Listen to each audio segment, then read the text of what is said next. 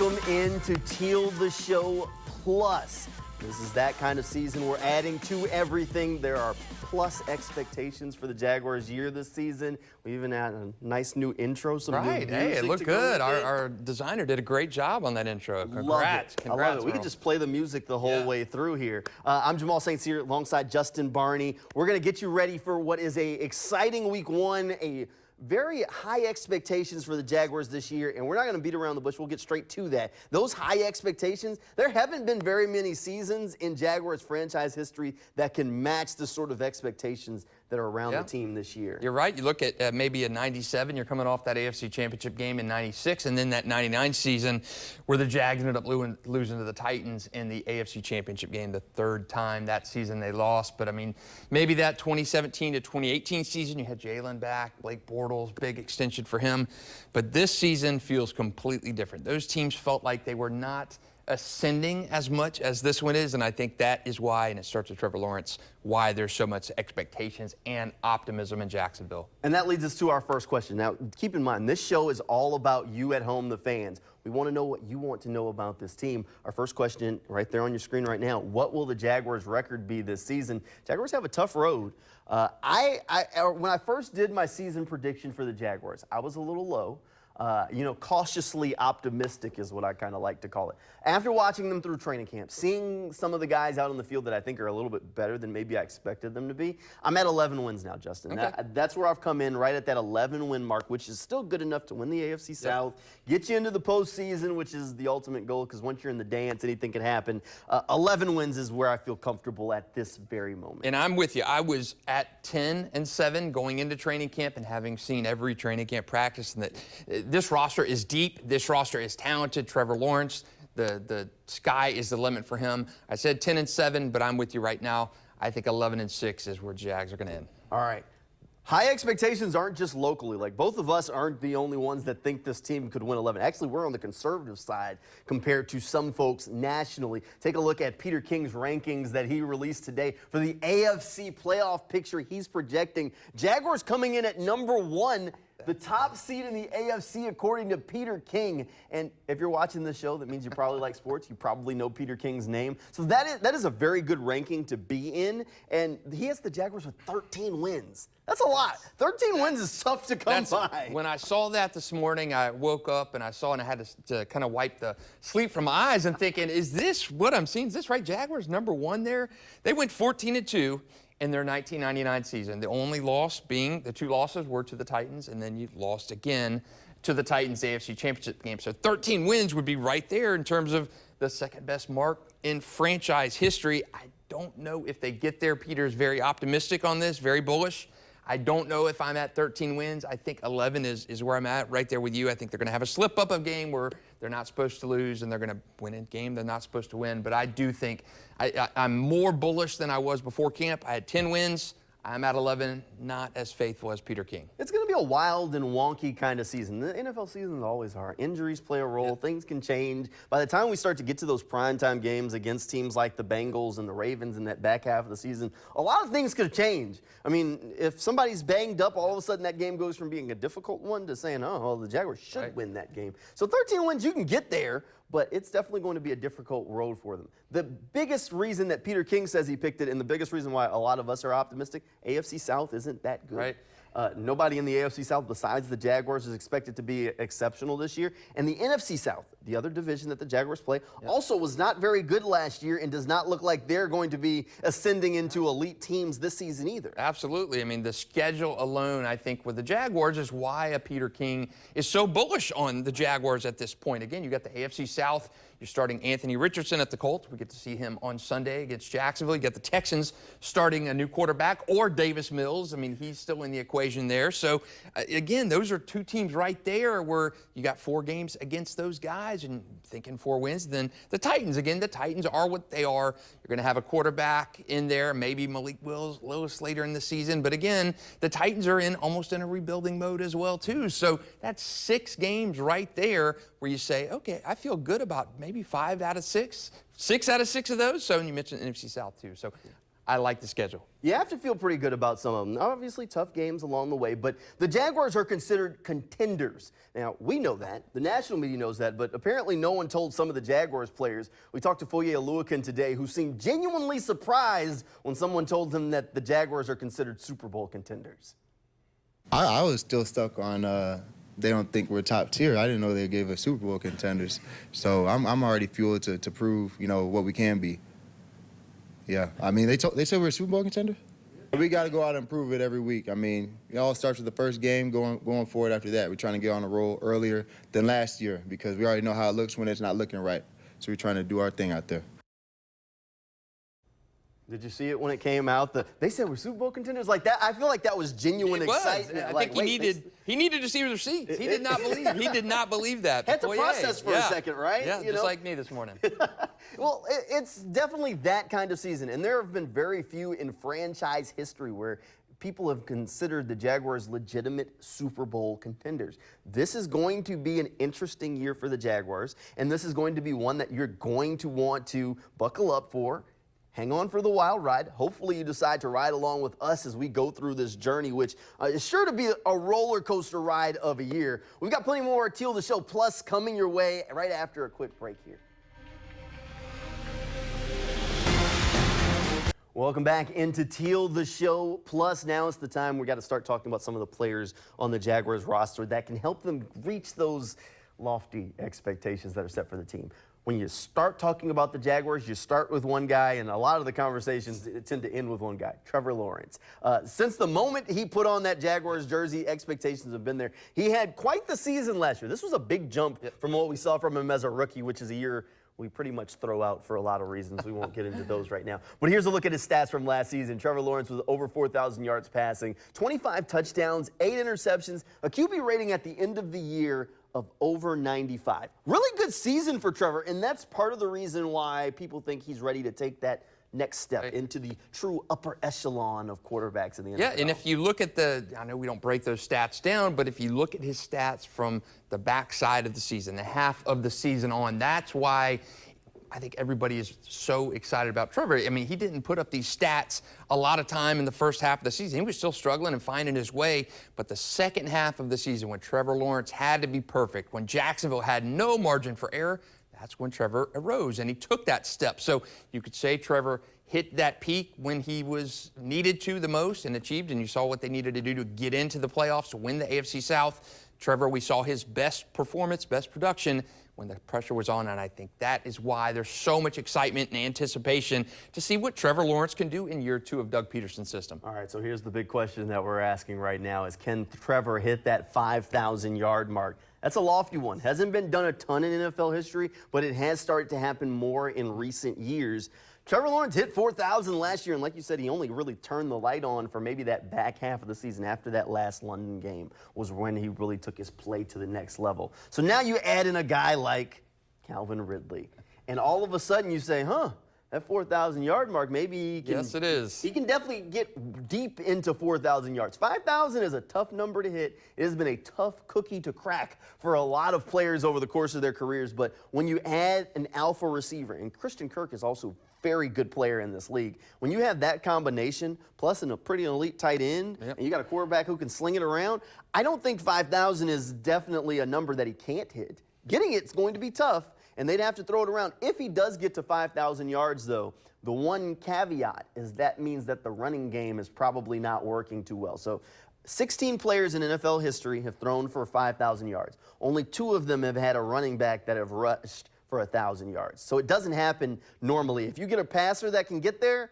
something's up with the running game. So that would mean Travis Etienne or Tank Bigsby isn't really getting the numbers that a lot of people think they can get. So that's maybe the caveat. So I'm not sure that Trevor can get to that 5,000-yard mark, but if he does, maybe he's the one who keeps Travis Etienne's numbers down. A little bit more competition there than just Tank Bigsby. That's, that's a good problem to have. I think if Trevor's cranking up that, and 5,000 yards is a lot of offense. Calvin Ridley said in his introductory press conference he wanted 1,400 yards this season. That's what he would consider a successful season for Calvin Ridley. He has looked good, and I think, if you have the embarrassment of riches for Jacksonville at receiver, Calvin Ridley, I cannot stress enough how good he has looked in training camp and in games. So when you add that to a offense that was really good season, that is pretty darn good. That's really good. I mean, we expect Calvin Ridley to hit well over 1,000 yards. Does he get to that 1,300-yard mark?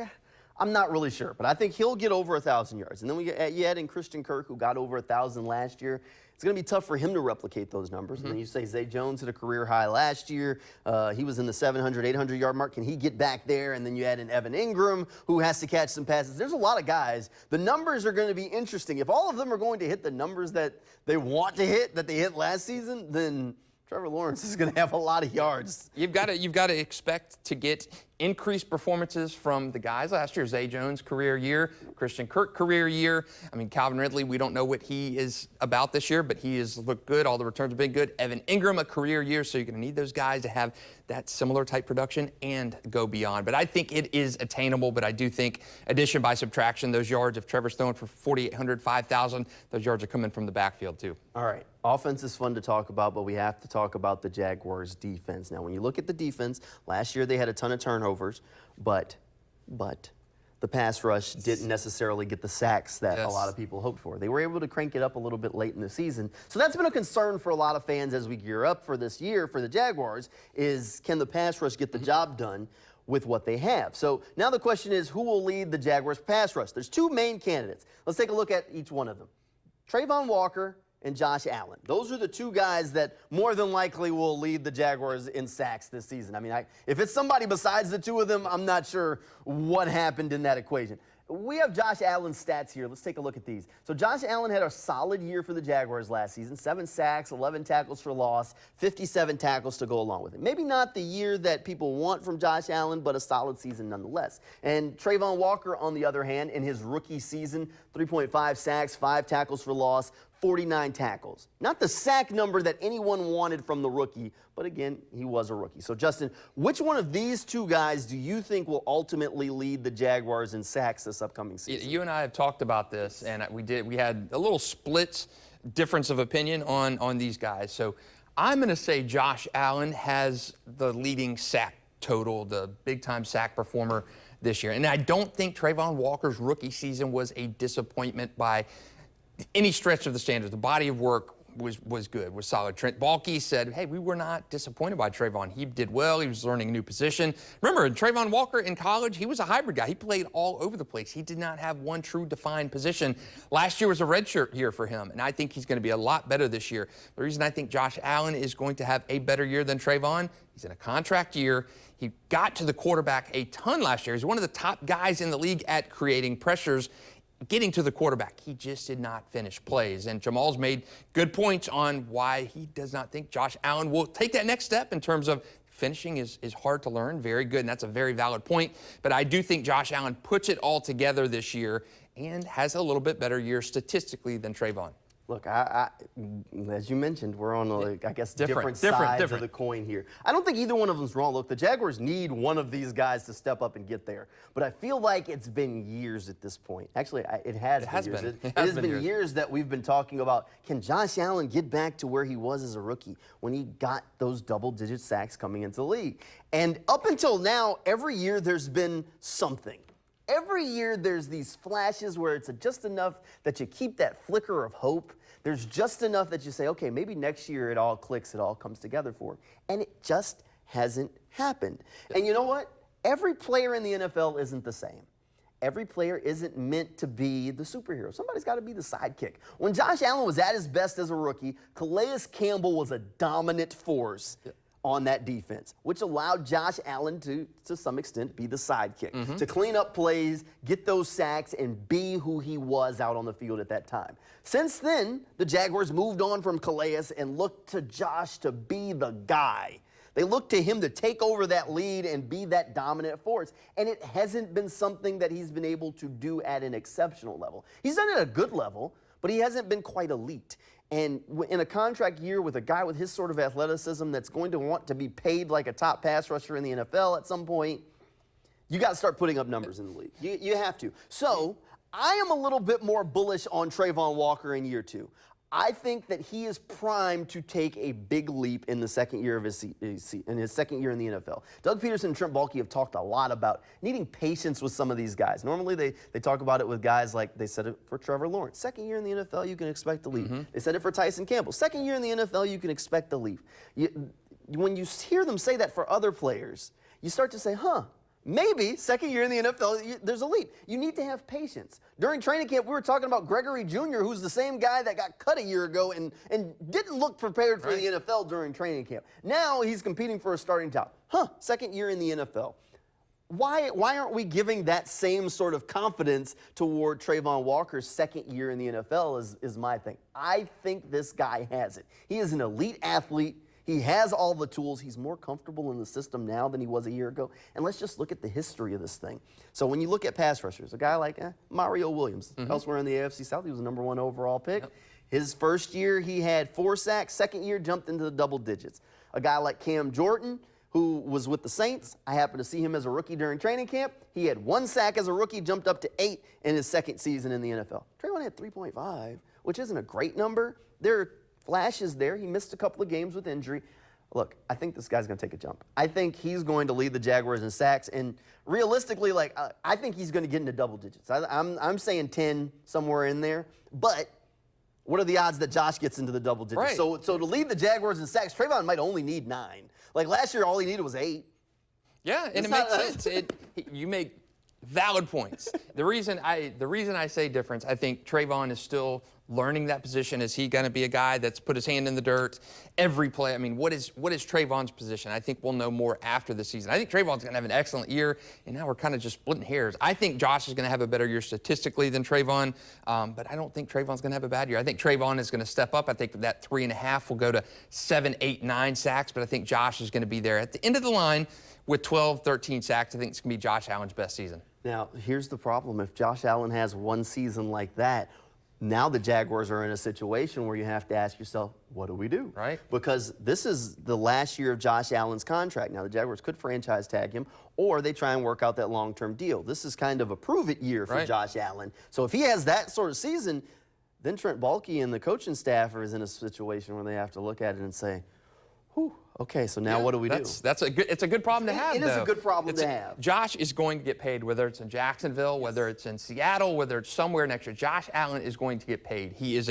still a young guy. I mean, he will be entering his 6th year in the league after this season. He's playing on his 5th-year rookie option, and I think Josh Allen's going to have a massive list next year of suitors. The talent has been there. He's missed a little time with injury in his 2nd year, but he's been rather durable, and I think people are going to want to know if that untapped potential can be eventually tapped. And I think Josh, again, contract money motivates. I think Josh is going to get, again, he finished top 10, top 15 in the NFL in getting to the quarterback last year. He just did not finish those plays, and I think he learns how to finish them this year.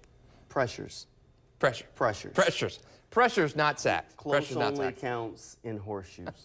Last time I checked. I'm just saying. Okay, we've got more Teal the Show Plus coming your way. Right after this, we're going to start talking about the Jaguars' Week 1 matchup with the Colts. We'll give you a little preview of what you can expect on Sunday. That's straight ahead when Teal the Show Plus returns.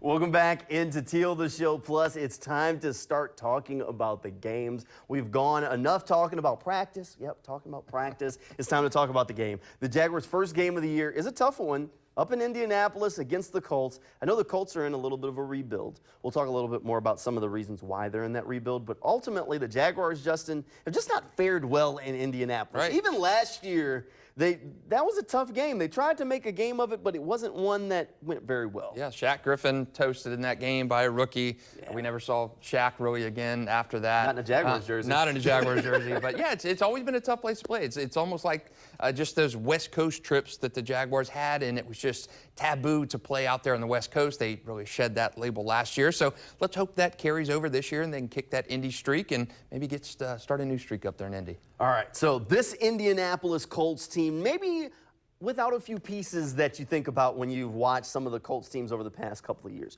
One of the big pieces that's going to be missing out on the field on Sunday, Jonathan Taylor. So Jonathan Taylor dealing with a contract issue, maybe an ankle issue. Regardless, he's not playing. There's been talks about whether the Colts will consider to trade him or not. he won't be on the field on Sunday, which is good news for the Jaguars because Jonathan Taylor's definitely given them fits. I mean, it was 2 years ago when he had almost the rushing record in the first half. Right. Like, we were all like, oh, this isn't going well.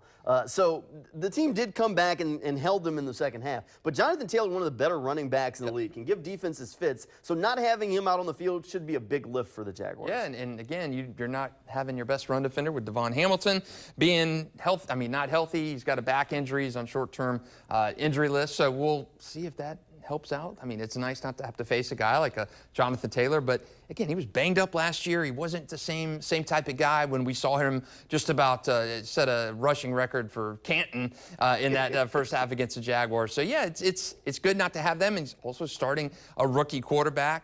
Minshew Mania up there. He's a backup up there. So this is the Anthony Richardson show now. Regardless, Jonathan Taylor, I don't think he's going to wear a Colts jersey again.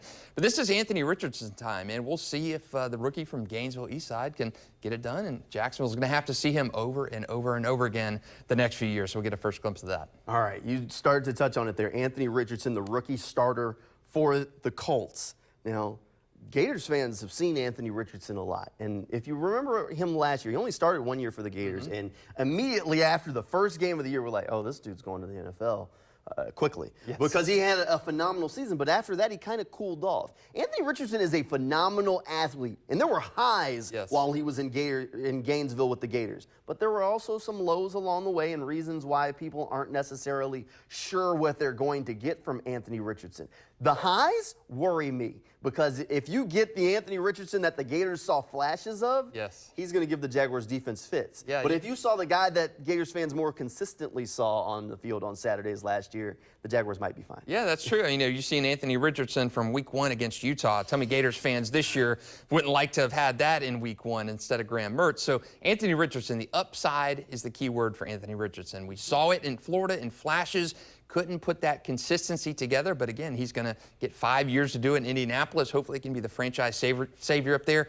Get Anthony Richardson now, and hopefully, he can get the blue book on him, the playbook on him, how to slow him down. It'll be the first time Anthony Richardson's starting an NFL game, so we'll see if those jitters from Florida follow him, if that consistency that he struggled with at Florida transcends to the NFL. Now, they also have a new coach. Now, keep in mind, this coach comes from Philadelphia. He helped Jalen Hurts get to what Jalen Hurts has turned into. It's part of the reason why I have those concerns. Now, as we look at this game, the Colts are in that rebuild. They're where the Jaguars were maybe a couple of years ago. So this should be a game that the Jaguars win. Good teams win these kinds of games. For the Jaguars, I think both of us agree that this should be a W. Yeah, but again, we're not too far removed from the Urban Meyer era. There were games last year that Jacksonville should have won on paper. They looked better. They were the better team, and they lost. And they've always had those issues, 1, 2, 3 a year. But the timing is right. AFC South is right for Jacksonville to run through it. You got rookie quarterbacks, seems like everywhere. You've got a Houston situation where they could be picking number 1 in the draft for years to come. And this is Jacksonville's time. Yeah, you're worried about the Titans, but again, Mike Vrabel's a good coach up there. They've got young quarterbacks waiting in the wings too. So Jacksonville has to win these games. They're division games.